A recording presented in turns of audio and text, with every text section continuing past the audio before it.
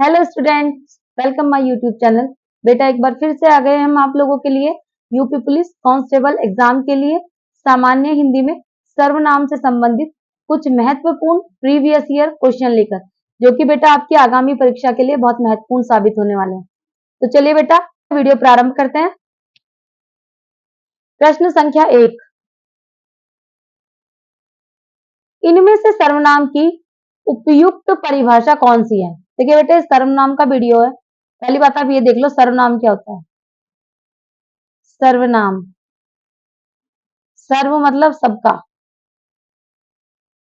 और नाम का तो नाम है ही, मतलब जो सबका नाम हो, जिसका नाम भी आपको ना पता हो उसका भी नाम जो हो उसे हम सर्वनाम कहते हैं। सर्वनाम मतलब सबका नाम, जिसका नाम आपको पता ना हो वहां पे आप सर्वनाम का प्रयोग कर सकते हैं।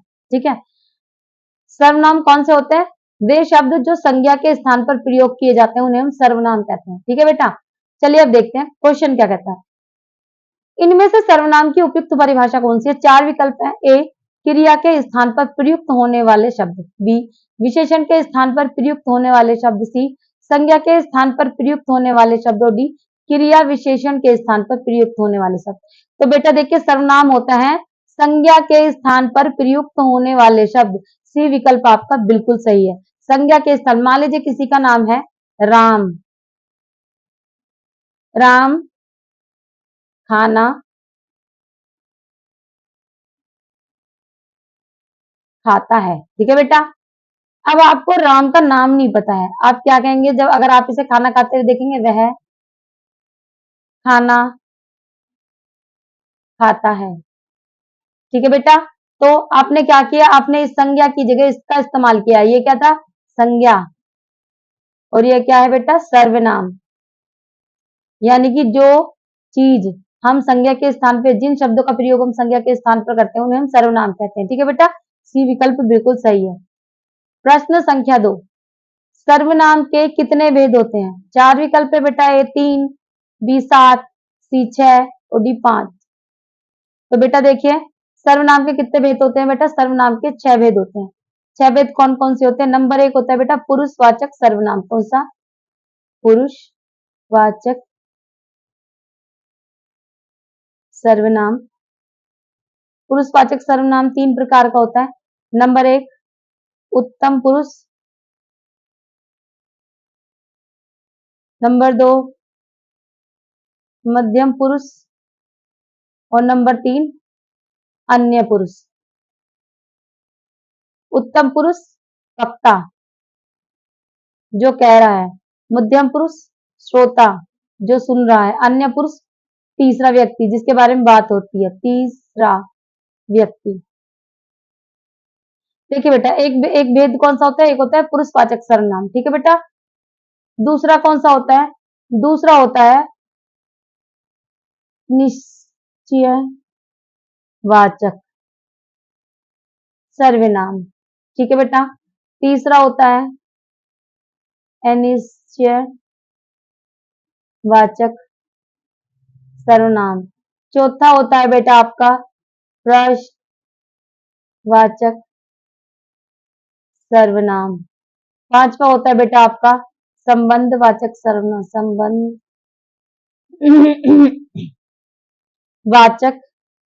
सर्वनाम। और बेटा छठा होता है आपका निजवाचक सर्वनाम, निजवाचक सर्वनाम। ठीक है बेटा, इस तरह से आपके 6 सर्वनाम होते हैं। कौन सा? पुरुषवाचक सर्वनाम, निश्चयवाचक सर्वनाम, अनिश्चयवाचक सर्वनाम, प्रश्नवाचक सर्वनाम, संबंधवाचक सर्वनाम और निजवाचक सर्वनाम। चलिए बेटा नेक्स्ट प्रश्न देखते हैं। प्रश्न संख्या 3, सर्वनाम का भेद इसमें से कौन सा नहीं है? 4 विकल्प है। ए गुणवाचक, बी प्रश्नवाचक, सी संबंधवाचक और डी निजवाचक। तो देखिए बेटा हमने जब आपको बताया था प्रश्नवाचक सर्वनाम भी होता है, निजवाचक सर्वनाम भी होता है, संबंधवाचक सर्वनाम भी होता है, गुणवाचक सर्वनाम नहीं होता है। ये किसका भेद होता है? ये विशेषण का भेद होता है। तो आपका ए विकल्प बिल्कुल सही है। प्रश्नवाचक सर्वनाम हो गया, निजवाचक हो गया, संबंधवाचक हो गया, एक कौन सा होता है? निश्चयवाचक। पांचवा होता है अनिश्चयवाचक सर्वनाम। छठा होता है देखिए बेटा, ये पुरुषवाचक सर्वनाम, ये सबसे पहला होता है पुरुषवाचक, क्योंकि यहाँ पे लिखा हुआ है इसलिए मैं लिख रही हूँ सर्वनाम। ठीक है, क्रम इधर उधर हो सकता है, क्रम से कोई दिक्कत नहीं है, आपको सर्वनाम की काउंटिंग पता होनी चाहिए कि ये कितने होते हैं। ठीक है, तो सर्वनाम बेटा 6 होते हैं। प्रश्न संख्या 4, इनमें से सर्वनाम शब्द कौन सा है? 4 विकल्प है बेटा, एनी, विरोध, सी सफाई और डी कौन। तो बेटा इनमें से सर्वनाम शब्द कौन सा है? कौन। कौन सा है? कौन। ठीक है बेटा, चलिए प्रश्न संख्या 5, हम ताजमहल देखने जाएंगे, इनमें इसमें कौन सा सर्वनाम है? ठीक है बेटा, 4 विकल्प है, ए निजवाचक सर्वनाम, बी पुरुषवाचक सर्वनाम, सी अनिश्चयवाचक सर्वनाम और डी निश्चयवाचक सर्वनाम। तो बेटा ये कह रहा है हम। और पुरुषवाचक सर्वनाम में कौन होता है? जब व्यक्ति अपने बारे में बात करता है तो वो कौन सा सर्वनाम होता है? पुरुषवाचक सर्वनाम। तो ठीक है बेटा, कौन सा सर्वनाम हो जाएगा ये? पुरुषवाचक सर्वनाम। पुरुषवाचक सर्वनाम कितने प्रकार का होता है बेटा? 3 प्रकार का पुरुषवाचक सर्वनाम। सर्वनाम कौन कौन सा? सबसे पहला होता है बेटा कौन सा? सबसे पहला होता है उत्तम पुरुष, जिसे आप प्रथम पुरुष भी कह सकते हैं, उत्तम पुरुष। दूसरा कौन सा होता है बेटा? दूसरा होता है मध्यम पुरुष। और तीसरा कौन सा होता है बेटा? तीसरा होता है बेटा अन्य पुरुष। उत्तम पुरुष हम, मैं, हमारा। मध्य पुरुष तू, तेरा, तुम्हारा। और अन्य पुरुष वे, उनका। जब अन्य किसी के बारे में बात हो रही है, तो ये क्या कह रहा है? हम ताजमहल देखने जाएंगे, तो ये क्या है? उत्तम पुरुष है बेटा हम कहाँ जाएंगे? ताजमहल देखने जाएंगे। व्यक्ति अपने बारे में बात कर रहा है, कौन सा सर्वनाम? पुरुषवाचक सर्वनाम। चलिए प्रश्न संख्या 6, इनमें से कौन सा शब्द पुरुषवाचक सर्वनाम से संबंधित है? 4 विकल्प है बेटा, ए हम, बी तू, सी कोई और डी मैं। तो बेटा कौन सा है? हम। मैंने अभी यह समझाया था आपको, हम कौन सा है? पुरुषवाचक सर्वनाम, जो व्यक्ति अपने बारे में बात करे। प्रश्न संख्या 8, हिंदी में कुल कितने सर्वनाम होते हैं? चलिए बेटा देखते हैं। ए 12, बी 10, सी 11 और डी 9। तो बेटा हिंदी में कुल सर्वनामों की संख्या 11 होती है। वो जो मैंने आपको 6 बताई थी, वो क्या होते हैं? भेद होते हैं। सर्वनाम के भेद कितने होते हैं? 6। अब ये 11 क्या होती है? मैं, तू, सॉरी तू, आप, वह, यह, जो, सो, कोई, कुछ, कौन, क्या। देखिए 1 2 3 4 5 6 7 8 9 10 11। तो हिंदी में सर्वनाम की संख्या कितनी होती है बेटा? कुल कितने सर्वनाम होते हैं? 11। मैं, तू, आप, वह, यह, जो, सो, कोई, कुछ, कौन, क्या। ये कुल 11 सर्वनाम होते हैं और ये 6 सर्वनाम के भेद होते हैं। ठीक है बेटा। प्रश्न संख्या 9, तुम कौन हो? इस वाक्य में अधोरेखित सर्वनाम का प्रकार लिखिए। ये कह रहा है तुम कौन सा सर्वनाम में आएगा बेटा? 4 विकल्प हैं, ए प्रश्नवाचक सर्वनाम, बी संबंधवाचक सर्वनाम, सी निश्चयवाचक सर्वनाम और डी पुरुषवाचक सर्वनाम। तो बेटा ये कौन से सर्वनाम में आएगा तुम? ये आएगा बेटा आपका पुरुषवाचक सर्वनाम में। आपका डी विकल्प बिल्कुल सही है। चलिए बेटा प्रश्न संख्या 10, मुझे छोटी बच्ची के लिए कुछ नए कपड़े खरीदने हैं। इस वाक्य में कौन सा शब्द करता है? देखिए बेटा 4 विकल्प हैं, ए कपड़े, बी कुछ नए, सी छोटी बच्ची और डी मुझे। तो किसे खरीदने हैं? मुझे खरीदने हैं। करता कौन है? मुझे। तो डी विकल्प आपका बिल्कुल सही है। सब्जेक्ट इसमें बेटा मुझे ही तो है, मुझे खरीदने हैं, तो मुझे खरीदने तो मैं ही सब्जेक्ट कहूंगा ना। तो क्या हो जाएगा? डी विकल्प।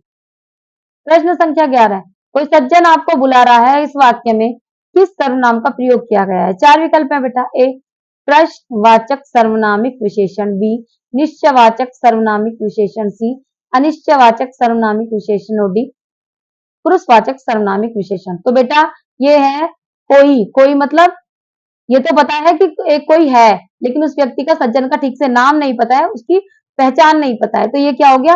अनिश्चयवाचक सर्वनामिक विशेषण। ठीक है बेटा, चलिए सी विकल्प आपका बिल्कुल सही है। प्रश्न संख्या 12, क्यों, कब, कौन में सर्वनाम के उदाहरण है? चलिए ए अनिश्चयवाचक सर्वनाम, बी प्रश्नवाचक सर्वनाम, सी निजवाचक सर्वनाम और डी निश्चयवाचक सर्वनाम। तो देखिए बेटा क्यों, ये काम तुमने क्यों किया, कब किया, कौन करके चला गया। तो यानी कि हम क्या कर रहे हैं, प्रश्न ही पूछे जा रहे हैं। तो कौन सा हो जाएगा, प्रश्नवाचक सर्वनाम, बी विकल्प आपका बिल्कुल सही है। प्रश्नवाचक सॉरी, प्रश्न संख्या 13, निम्नलिखित में से निश्चयवाचक सर्वनाम कौन सा है। 4 विकल्प है, ए कौन, बी क्या, सी यह और डी कुछ। तो बेटा देखिए, जहां निश्चयात्मकता का बोध होता हो, यह लड़का मेरा भाई है, यह स्त्री मेरी माता जी है, यह व्यक्ति मेरे पिताजी हैं, यह किताब मेरी है। जब आप निश्चित हो तभी आप यह का इस्तेमाल करते हैं। तो आपका सी विकल्प बिल्कुल सही है। प्रश्न संख्या 14,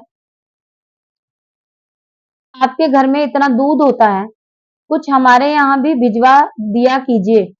इस वाक्य में अधोरेखित शब्दों का सर्वनाम का प्रकार लिखिए। तो देखिए बेटा 4 है, निश्चयवाचक सर्वनाम, बी संबंधवाचक सर्वनाम, सी अनिश्चयवाचक सर्वनाम और डी निजवाचक सर्वनाम। तो बेटा कौन सा क्या हो जाएगा, ये हो जाएगा आपका अनिश्चयवाचक सर्वनाम। क्यों, आपके घर में इतना दूध होता है, दूध तो पता है लेकिन कितना होता है ये नहीं पता, मतलब बहुत सारा दूध होता है पर वो क्वांटिटी नहीं पता है व्यक्ति को। कुछ कुछ यहाँ इन्होंने मात्रा नहीं बताई है, इसलिए कौन सा हो जाएगा ये अनिश्चयवाचक सर्वनाम। अगला प्रश्न देखते हैं, प्रश्न संख्या 15, देखो बाहर कोई आया है। इस वाक्य में कौन सा सर्वनाम है, ए निश्चयवाचक सर्वनाम, बी निजवाचक सर्वनाम, सी संबंधवाचक सर्वनाम और डी अनिश्चयवाचक सर्वनाम। तो कौन सा कहेगा, हो जाएगा बेटा सर्वनाम। ये देखो बाहर कोई आया है, आया तो है ये तो पता है, लेकिन कौन आया है ये नहीं पता, तो क्या हो जाएगा अनिश्चयवाचक सर्वनाम, डी विकल्प बिल्कुल सही। प्रश्न संख्या 16, कोई और कुछ का प्रयोग निम्न में से किस सर्वनाम के लिए किया जाता है। 4 विकल्प है, संबंधवाचक सर्वनाम, बी प्रश्नवाचक, सी अनिश्चयवाचक और डी निश्चयवाचक। तो कोई और कुछ का प्रयोग अनिश्चयवाचक सर्वनाम के लिए किया जाता है, सी विकल्प बेटा बिल्कुल सही है। प्रश्न संख्या 16 का सी बिल्कुल सही है। प्रश्न संख्या 17, आपके घर में इतने मेहमान आए हैं, कुछ मेहमान हमारे यहाँ भेज दीजिए। इस वाक्य में अधोरेखित शब्द का सर्वनाम का प्रकार लिखिए। 4 विकल्प है बेटा, ए संबंधवाचक सर्वनाम, बी अनिश्चयवाचक सर्वनाम, सी निश्चयवाचक सर्वनाम और डी निजवाचक सर्वनाम। तो इतने आए हैं बेटा, आए तो है ये भी पता है, सही सही संख्या नहीं पता कितने आए, तो कौन सा हो जाएगा निश्चयवाचक सर्वनाम, सी विकल्प बिल्कुल सही। प्रश्न संख्या 18, कोई आ रहा है, वाक्य में कोई किस प्रकार का सर्वनाम है। 4 विकल्प है, निजवाचक, बी संबंधवाचक, सी अनिश्चयवाचक, डी निश्चयवाचक। तो बेटा कोई मतलब आ तो रहा है ये तो पता है, लेकिन कौन आ रहा है ये नहीं पता, तो कौन सा हो जाएगा निश्चयवाचक सर्वनाम। प्रश्न संख्या 19, किसी को बुलाओ, वाक्य में किसी इनमें से क्या है। 4 विकल्प है बेटा, ए संयुक्त सर्वनाम, बी सर्वनामिक विशेषण, सी अनिश्चयवाचक सर्वनाम और डी यौगिक सर्वनामिक विशेषण। तो बेटा देखिए 4 विकल्प में से क्या पूछ रहा है, ये किसी को बुलाओ, मतलब बुला लो चाहे वो कोई भी हो, बुलाना है, तो कौन सा हो जाएगा, किसी का मतलब है अनिश्चय, निश्चित नहीं है कौन आएगा, कोई भी आ जाओ पर किसी को बुला लो, अनिश्चयवाचक सर्वनाम, सी विकल्प बिल्कुल सही। प्रश्न संख्या 20, जैसा करोगे वैसा भरोगे में सर्वनाम का कौन सा भेद, ए अनिश्चयवाचक, बी निश्चयवाचक, सी प्रश्नवाचक और डी संबंधवाचक। तो बेटा कौन सा है संबंधवाचक, जैसा करोगे वैसा भरोगे, डी विकल्प आपका बिल्कुल सही है। प्रश्न संख्या 21, जैसे वह आया वैसे ही चला गया। इस वाक्य में अधोरेखित शब्दों में सर्वनाम का प्रकार लिखिए। 4 विकल्प है, ए प्रश्नवाचक सर्वनाम, बी संबंधवाचक सर्वनाम, सी पुरुषवाचक सर्वनाम और डी निश्चयवाचक सर्वनाम। तो जैसे वह आया वैसे ही चला गया में कौन सा सर्वनाम है बेटा, यह है आपका संबंधवाचक सर्वनाम। ठीक है, एक चीज का दूसरी चीज से संबंध बताया कि वो जिस तरह से आया उसी तरह से चला गया। नेक्स्ट प्रश्न देखते हैं, प्रश्न संख्या 22, निम्नलिखित में से संबंधवाचक सर्वनाम का उदाहरण कौन सा नहीं है।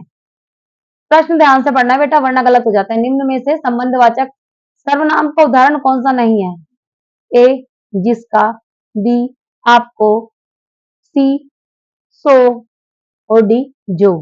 तो बेटा कौन सा होगा आपको, बी संबंधवाचक, आपको संबंधवाचक उदाहरण नहीं है।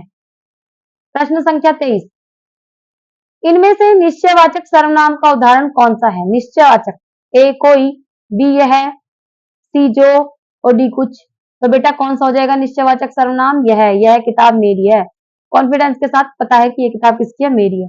तो कौन सा हो जाएगा? यह, बी विकल्प बिल्कुल सही। प्रश्न संख्या 24, इनमें से संबंधवाचक सर्वनाम क्या है? 4 विकल्प है बेटा, ए कुछ, बी वह, सी जो और डी इनमें से कोई नहीं। तो ये कह रहा है संबंधवाचक सर्वनाम कौन सा है? जो जैसा करेगा वो वैसा भरेगा, यानी कि जो संबंधवाचक सर्वनाम है। ठीक है बेटा, चलिए प्रश्न संख्या 25, वे आम के पेड़ हैं। इस वाक्य में अधोरेखित शब्द में सर्वनाम का प्रकार लिखिए। 4 विकल्प है बेटा, ए निश्चयवाचक सर्वनाम, बी निजवाचक सर्वनाम, सी प्रश्नवाचक सर्वनाम और डी संबंधवाचक सर्वनाम। तो बेटा कौन सा हो जाएगा? वे आम के पेड़ हैं, पूरी निश्चय होकर पूरी विश्वास के साथ कह रहे हैं वे आम के पेड़ है, तो कौन सा हो जाएगा? निश्चयवाचक सर्वनाम, ए विकल्प बिल्कुल सही है। इस तरह से बेटा हमने आपको पूरे 25 प्रश्न पढ़ा दिए। मैं आशा करती हूँ कि आपको सर्वनाम समझ में आया होगा। हमने एक क्वेश्चन आपको अच्छे से बताया है डिटेलिंग में, जहाँ डिटेल बताना था हमने वहां पर आपको डिटेल बताया।